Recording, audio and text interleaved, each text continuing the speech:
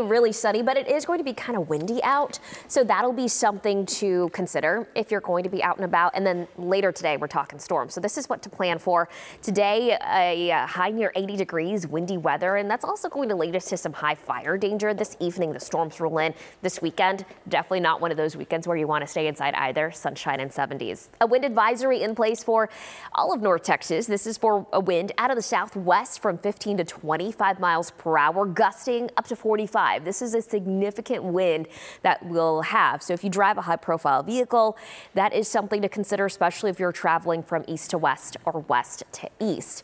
High fire danger as a result of that high wind and the warmth, as well as the low humidity, especially for our western counties. Avoid any outdoor burning today.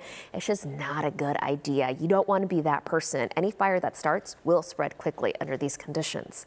A high temperature of 80 degrees. It's going to be windy. We're going to have that southwest wind, and that's going to lead us to some storms late today. And then a dry weekend, and then storms again early next week. Let's focus on today, though. We have a slight risk for severe weather. Very similar setup to what we had on Monday. This includes the northern part of the Metroplex towards the Red River and east. A 2 out of 5 for the likelihood of strong to severe storms. Quarter-size hail or larger, damaging wind gusts. The tornadic threat is low, but it's not zero. I do want to emphasize that. It looks higher to our east. We have that threat starting up after 5, 6 to 7 in the afternoon.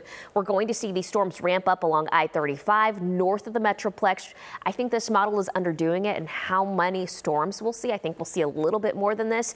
This will continue to progress east, and it happens pretty quick. I mean, this is after 5, and then those storms completely out of here by midnight. That means not a lot of rain, less than half an inch for those of us that do see some of the storms. And I think that if you're in, say, Arlington, Louisville, West, you probably won't see any rain at all. It's, again, very similar to a Monday setup. This weekend looking nice, and we get a good break from any of the worrisome weather with sunshine and highs in the 70s.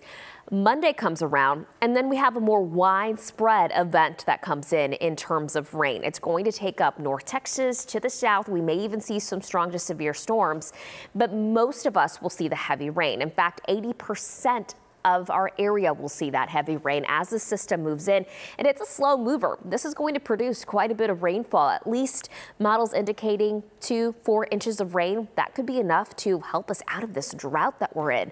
Again, storms tonight. I need you to be on guard. Have that WFAA app ready to go and turn on those notifications, especially if you're not going to be paying attention to a television. And then the next week, I need you to pay attention to the flood risk Monday and Tuesday. Let's go ahead now, get a check for traffic.